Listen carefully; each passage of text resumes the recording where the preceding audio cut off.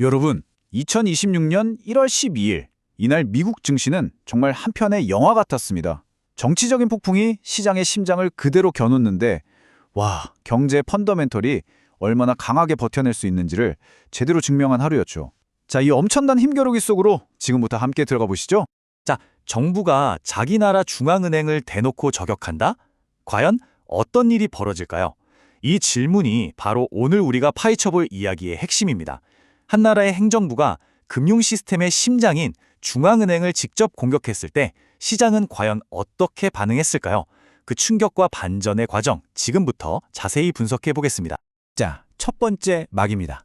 이야기는 시장 문이 열리자마자 터진 아주 강력한 정치적 충격파, 여기서부터 시작됩니다. 대체 무슨 일이 있었을까요? 이게 진짜 믿기 힘든 소식이었는데요.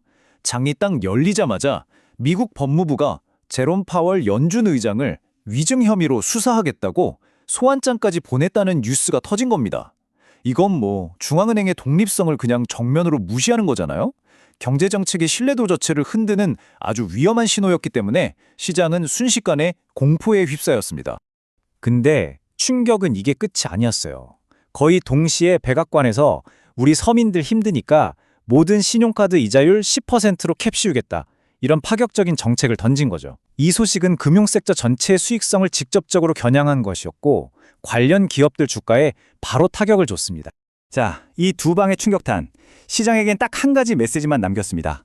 미국을 팔아라. 투자자들이 너도 나도 미국 자산을 팔아치우기 시작했고요. 그 결과 주요 지수들은 그냥 곤두박질 치면서 출발했죠. 심지어 미국의 힘을 상징하는 달러 가치마저 흔들렸습니다. 특히 직접적인 공격 대상이 된 금융주들은 그야말로 속수무책으로 무너져 내렸습니다. 그런데 말이죠. 이야기가 여기서 완전히 뒤집힙니다. 시장을 짓누르는 이 정치적 소음 저편에서 아주 강력한 힘이 스물스물 고개를 들기 시작했거든요. 그게 뭐냐? 바로 미국 경제의 아주 탄탄한 펀더멘털이었습니다. 시장의 반격을 이끈 가장 결정적인 무기, 바로 이 숫자였습니다. 5.1%. 와, 애틀란타 연준이 발표한 4분기 GDP 성장률 예측치가 무려 5.1%였던 겁니다. 이건 뭐 경제가 침체는 무슨 오히려 막 헐헐 날고 있다는 이른바 노랜딩 시나리오에 그냥 빼도 박도 못하는 증거였죠. 이 숫자가 투자자들한테 정치적 소음은 잠깐일 뿐이다 이런 믿음을 심어주기 시작한 겁니다.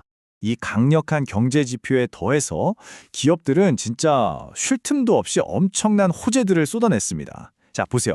애플하고 구글이 AI 동맹을 맺으니까 알파벳 시총이 4조 달러를 그냥 넘어버리고요. 월마트는 나스닥 100에 들어간다는 겹경사를 맞았죠. 이게 끝이 아니에요. 엔비디아랑 일라일 릴리가 AI 신약 개발한다고 손을 잡았다는 소식까지 터진 겁니다. 이런 강력한 펀더멘털들이 투자자들 머릿속에 야, 이거 지금 이 박앤세일이다. 주워 담아야 한다. 이런 생각을 확 심어준 거죠. 자, 정치적인 공포와 정제의 현실. 이 엄청난 싸움의 승자는 과연 누구였을까요? 시장이 내린 판결, 지금부터 한번 제대로 보시죠. 결과는요, 정말 놀라웠습니다. 시장이 그냥 회복한 수준이 아니라 S&P 500이랑 다우존스 둘 다 역사상 최고점을 찍어버렸어요. 근데 여기서 진짜 주목해야 할 건 중소형주 중심의 러셀 2000 지수, 그러니까 미국 경제의 허리라고 할 수 있는 기업들까지 7일 연속 올랐다는 거예요. 이건 뭐예요? 상승세가 일부 빅테크에만 쏠린 게 아니라 아주 건강하다는 신호인 거죠. 하지만 시장 전체가 웃었다고 해서 모두가 웃은 건 아니었습니다. 안에 자세히 들여다보면 시비가 아주 극명하게 엇갈렸거든요. 가장 힘들었던 섹터는 당연히 금융섹터였죠. 신용카드 금리 상한제, 이건 뭐 직접적인 공격이니까요. 캐피털원, JP모건 같은 큰 회사들 주가가 줄줄이 흘러내렸습니다. 반면에 제일 강했던 건 필수 소비재였어요.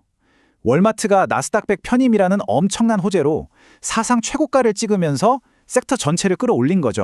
개별 종목을 뜯어보면 이유가 더 확실해져요. 이날의 주인공은 뭐 두말할 필요 없이 알파벳하고 월마트였습니다.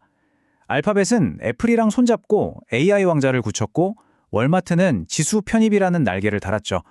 반대로 가장 큰 피해자는 캐피털원이었어요. 금리 상한제라는 공포에 직격탄을 맞으면서 금융주 전체의 하락을 이끌었습니다. 자, 이렇게 시장은 사상 최고가라는 축포를 쏘아 올렸습니다. 하지만요, 그 화려한 불꽃놀이 아래를 보면 무시할 수 없는 불안감이 동시에 꿈틀거리고 있었어요. 마지막으로 이 시장의 두 얼굴을 한번 들여다보겠습니다.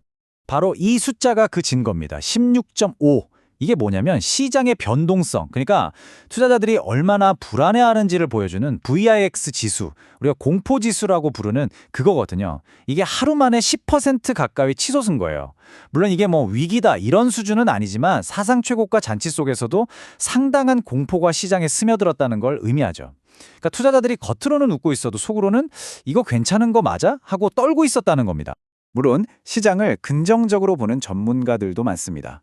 예를 들어 울프 리서치 같은 곳에서는 에이, 이거 다 단기적인 소음이에요. 실제로 파월 의장이 기소될 위험은 낮습니다. 이렇게 그냥 일축해버리는 거죠. 일종의 정치쇼라는 거예요. 그런데 정말 흥미로운 건 바로 그 강력한 경제가 오히려 위험이 될 수 있다는 경고도 나온다는 겁니다. JP 모건의 시각이 딱 그런데요. 경제가 너무 좋아서 인플레이션이 다시 올라오면 연준이 금리 인하는 무슨 오히려 금리를 올릴 수도 있다는 거예요. 자, 이게 무슨 말이죠? 시작을 끌어올린 바로 그 펀더멘털이 나중에는 발목을 잡을 수 있다는 아주 역설적인 경고인 셈입니다. 이날의 시장을 한 문장으로 표현하라고 하면 저는 이 비유가 가장 완벽하다고 생각합니다. 최첨단 엔진을 단 크루즈선이 아주 거친 폭풍우를 뚫고 항해하는 모습. 자, 이 비유를 좀 더 풀어볼까요? 여기서 배를 움직이는 저 강력한 엔진, 이게 바로 5.1% GDP 성장률과 AI 혁신 같은 경제 펀더멘탈이에요. 투자자들은 이 엔진의 힘을 믿는 거죠. 하지만 배 밖에는요, 연준 의장을 수사하는 이런 예측 불가능한 정치적 폭풍이 휘몰아치고 있는 겁니다. 그래서 선원들, 바로 우리 투자자들은 이 폭풍이 언제 배를 덮칠지 몰라서 창밖만 뚫어져라 쳐다보고 있는 딱 그런 상황인 거죠. 결론적으로 오늘 시장은 정치라는 소음을 경제의 힘으로 찍어 누르는 데 성공했습니다. 하지만 이 싸움 과연 끝난 걸까요? 경제라는 이 강력한 엔진이 언제까지 정치라는 저 거대한 폭풍을 이겨낼 수 있을까요? 오늘의 분석은 여기까지입니다. 하지만 이 질문만큼은 앞으로도 계속 시장에 남아 우리 모두를 지켜보고 있을 겁니다.